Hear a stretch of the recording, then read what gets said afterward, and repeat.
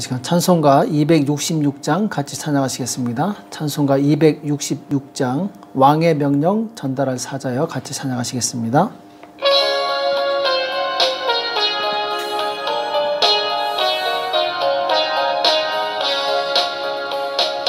왕의 명령 전달할 사자여 불멸의 소식 손에 들고서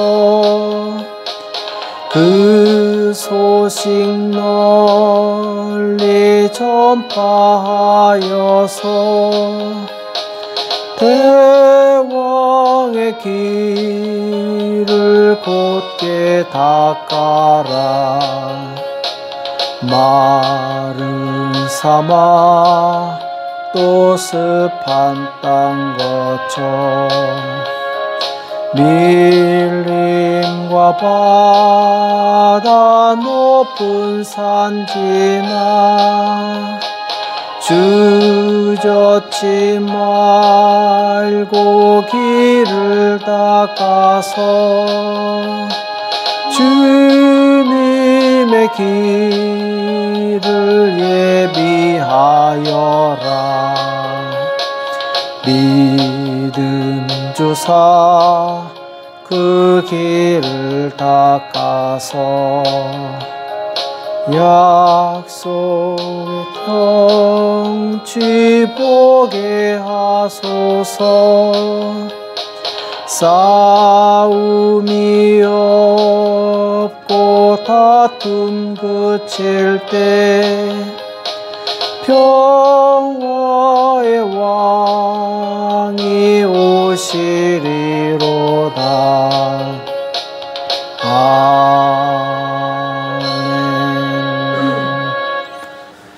이 시간 다 같이 기도하시겠습니다.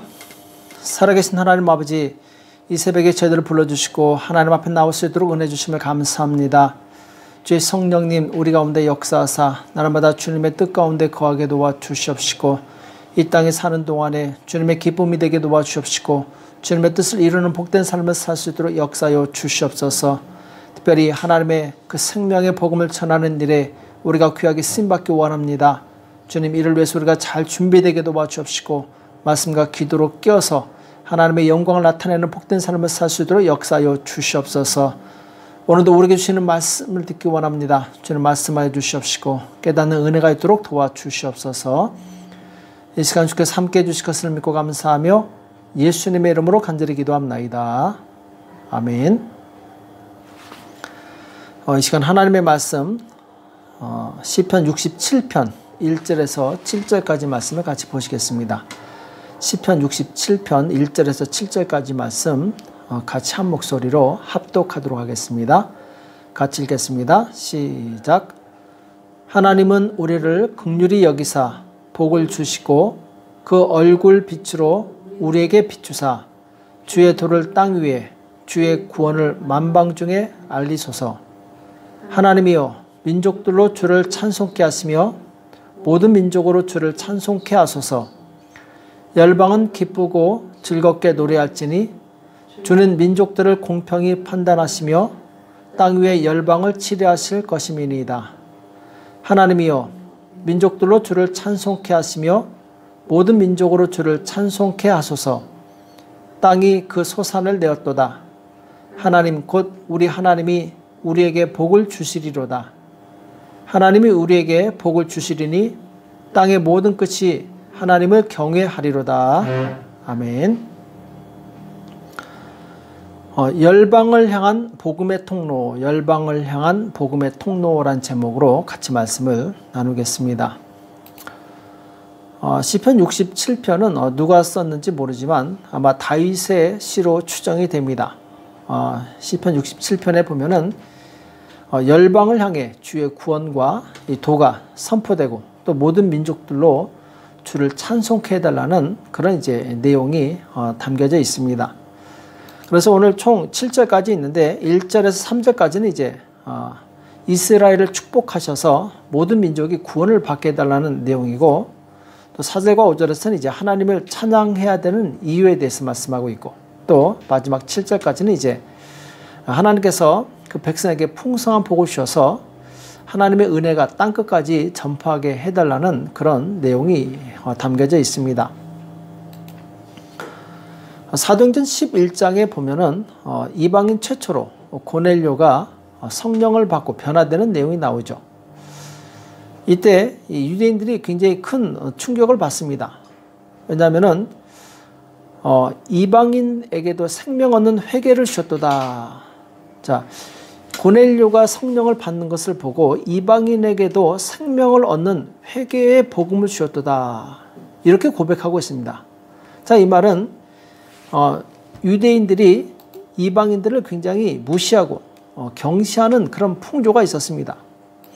오직 유대인만이 하나님께서 택하신 민족이고 그리고 그들만이 하나님의 복을 받을 구원을 받을 권리가 있다고 이렇게 생각을 하고 있었던 것이죠. 자, 그런데 이방인도 예수님을 믿고 성령을 받는 것을 보고 굉장히 충격을 받았던 것입니다. 자, 이처럼 유대인들은 이 하나님에 대해서 잘못 이해를 하고 있었어요. 하나님께서 자기들만의 하나님이라고 착각하고 있었던 것이죠. 그래서 그들은 이 민족주의 그리고 이 배타주의에서 벗어나지 못하고 있었습니다.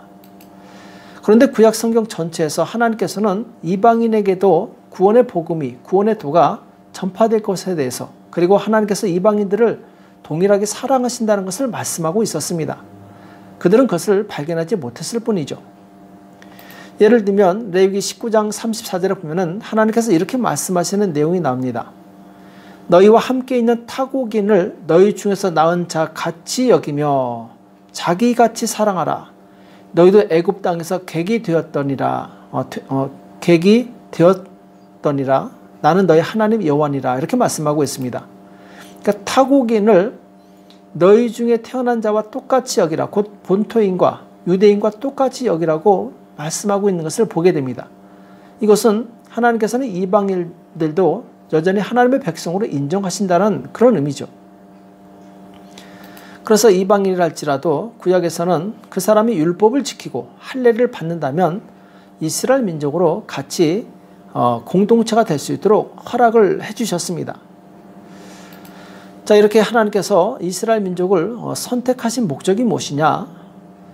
제사장 나라가 되어서 세계 만민에게 하나님을 알리는 것이었죠. 자, 하나님을 알리려면 어떻게 해야 되겠습니까? 먼저 이스라엘이 온전해야 됩니다. 본인들이 거룩하고 깨끗하고 그리고 이 사랑과 공의를 행하는 민족이 되어야지 다른 민족에게 그 사랑과 공의 하나님을 전파할 수 있는 것이죠. 그래서 하나님께서는 이스라엘 백성에게 율법을 주시고 그리고 성막을 만들게 하십니다.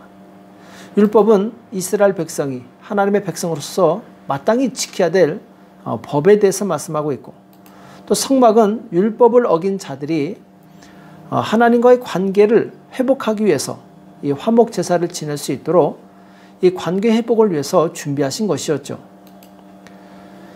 환자를 치료하는 의사는 자기가 먼저 건강해야 됩니다. 그래야 환자들을 자신감 있게 돌볼 수 있는 것이죠.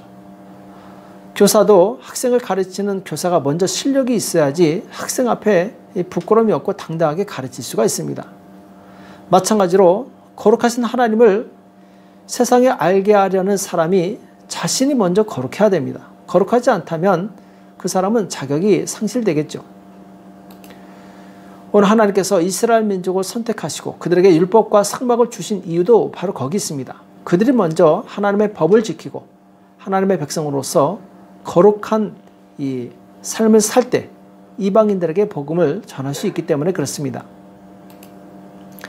오늘 1절에 보면은 하나님은 우리를 긍휼히 여기사 복을 주시고 그 얼굴 빛으로 우리에게 비추사 이렇게 말씀하고 있습니다. 자, 하나님은 우리에게 긍휼히 여기사.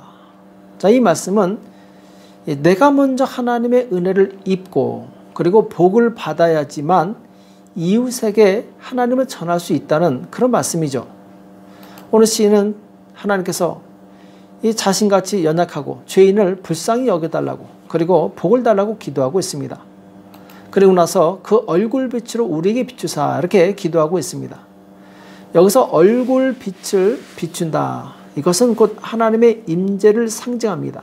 하나님께서 이스라엘 민족 가운데 역사하셔서 그들이 살아계신 하나님을 경험하게 해달라는 것이죠. 내가 먼저 하나님의 임재를 경험해야지 다른 사람에게 하나님의 임재를 경험시킬 수 있는 것입니다. 그래서 예수님께서도 승천하시기 전에 제자들에게 너희는 예루살렘을 떠나지 말고 먼저 성령님을 받으라 이렇게 말씀하시죠.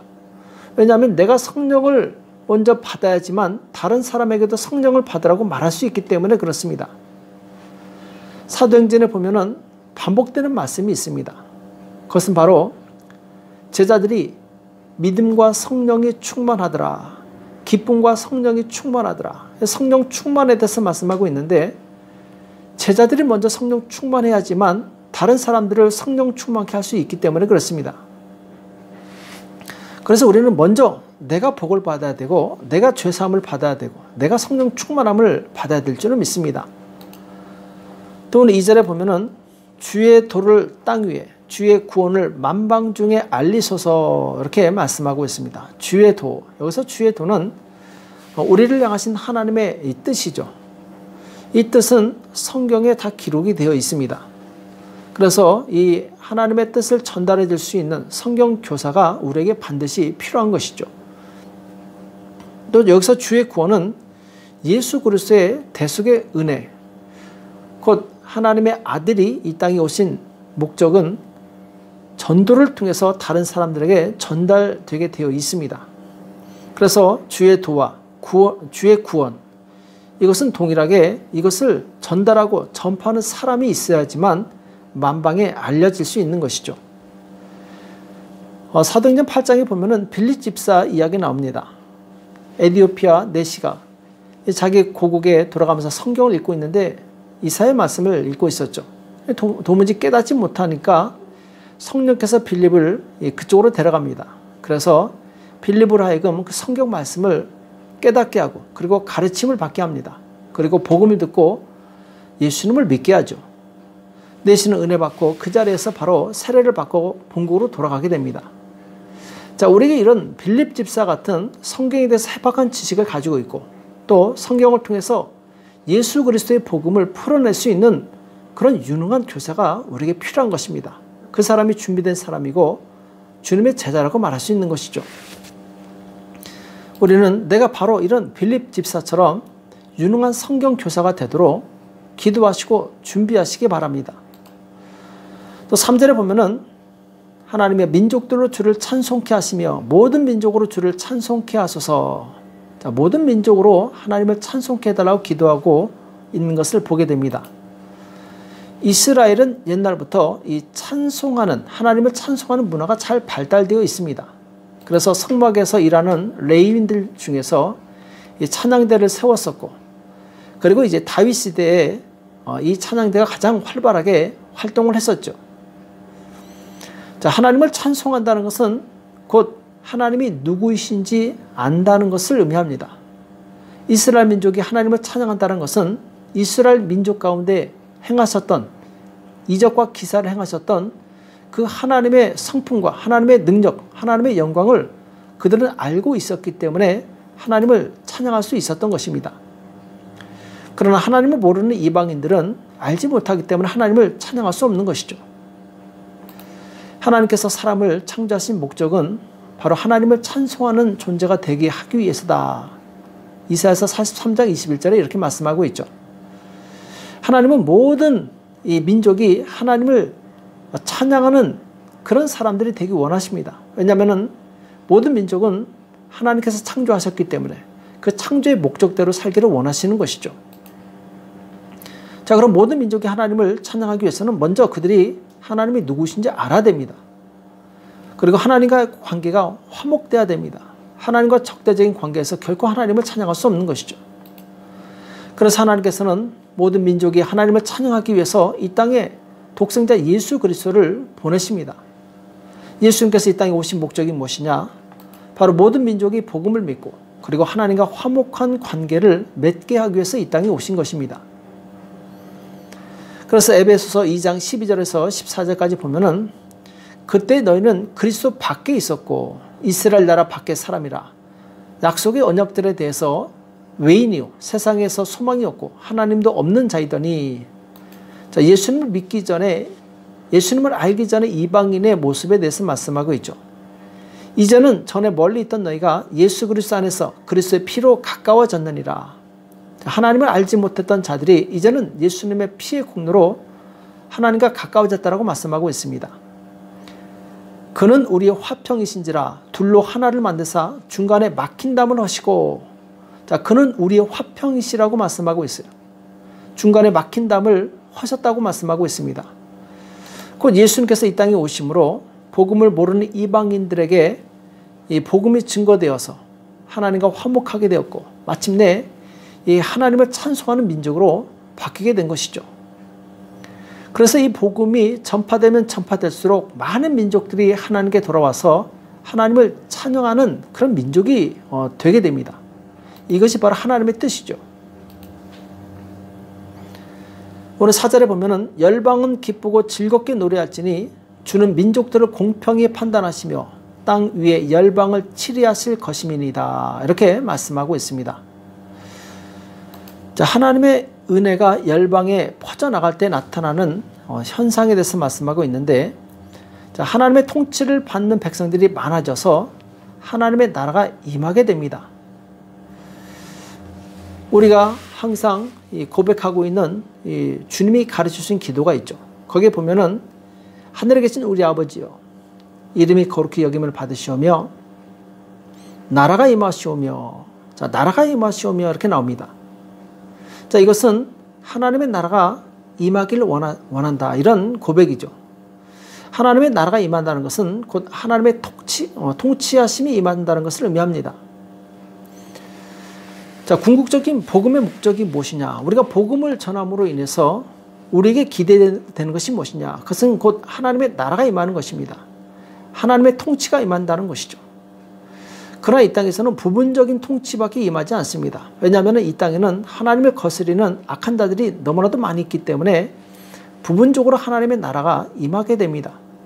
그러나 예수 그리스도께서 재림하신 그날에는 완전한 하나님의 통치가 임합니다. 왜냐하면 하나님의 나라는 오직 하나님을 의지하고 예수 그리스도를 구주로 영접한 그 백성들만이 들어가는 나라이기 때문에 이 하나님의 나라에서는 완벽한 이 하나님의 통치가 이루어지게 되죠.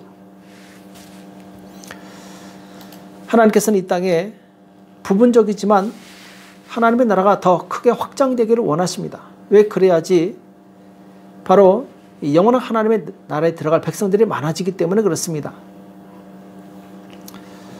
그래서 하나님께서는 일꾼을 찾고 계십니다. 그 하나님의 나라로 바로 많은 사람들을 인도할 수 있는 일꾼들을 원하시는 거죠. 예수님께서 이 땅에 오셨을 때도 예수님의 관심은 제자들에 있었습니다. 왜냐하면 제자들만이 바로 사람들을 훈련시켜서 하나님의 통치 가운데 들어가게 할 수 있기 때문에 그렇습니다. 그래서 하나님께서는 이 하나님의 나라를 전파하는 자들을 귀하게 여기십니다. 그리고 그들에게 능력을 주셔서 그 일을 잘 감당하게 하십니다. 마가복음 16장에 보면은 믿는 자들에게는 이런 표적이 따르리니, 자, 예수님을 믿는 자들에게 하나님께서 표적을 주시는데, 저희가 내 이름으로 귀신을 쫓아내며 새 방언을 말하며 뱀을 집으며 무슨 독을 마실지라도 해를 받지 아니하며 병든 사람에게 손 얹은 즉 나으리라. 제자들이 나가 두루 전파할세 주께서 함께 역사하사 그 따르는 표적으로 말씀을 확실히 증거하시니라. 이렇게 말씀하고 있습니다. 자, 복음을 전한 자들에게 하나님께서 능력을 주셔서 말씀을 더 확실하게 증거하도록 은혜를 주셨다라는 것이죠. 자, 여기서 우리의 초점이 어디 있는지 잘 기억하시기 바랍니다. 주님의 관심은 복음을 전하는 자들에게 있어요. 그렇다면 우리는 어떤 사람이 되어야 되겠습니까? 우리가 복음을 전하는 사람이 되어야 될 줄을 믿습니다. 하나님께서는 그 복음을 전하는 자의 편에 서서 그 사람을 위해서 일하시게 됩니다. 오늘 5절과 6절과 7절에 보면은 다시 한번 5절에서 모든 민족으로 주를 찬송케 하소서, 그러면서 6절에는 이제 축복에 대해서 말씀하고 있어요. 땅이 그 소산을 내었도다. 하나님 곧 우리 하나님이 우리에게 복을 주시리로다. 하나님께서 풍성한 이 풍년의 복을 이스라엘 백성에게 주시겠다. 이렇게 말씀하고 있고, 7절에 보면은 하나님이 우리에게 복을 주시리니 땅의 모든 것이 하나님을 경외하리로다 이렇게 말씀하고 있습니다. 하나님께서 이스라엘 백성에게 복을 주시는 것과 땅끝의 모든 민족이 하나님을 경외하는 것과 무슨 상관이 있겠습니까? 자, 이것은 곧 하나님께서 이스라엘을 축복하심으로 그들이 제사장 직분을 잘 감당해서 하나님을 알게 하고 그리고 하나님을 알게 된 민족들이 저 땅끝에 있는 민족이랄지라도 하나님을 경외하는 자들로 변화된다는 것이죠. 하나님을 전하는 백성이 복을 받아야지 힘있게 이방인에게 복음을 전할 수 있습니다. 또 하나님의 복음이 땅끝까지 전파될 때 모든 민족들이 하나님께 돌아와서 하나님을 찬양할 수 있게 됩니다.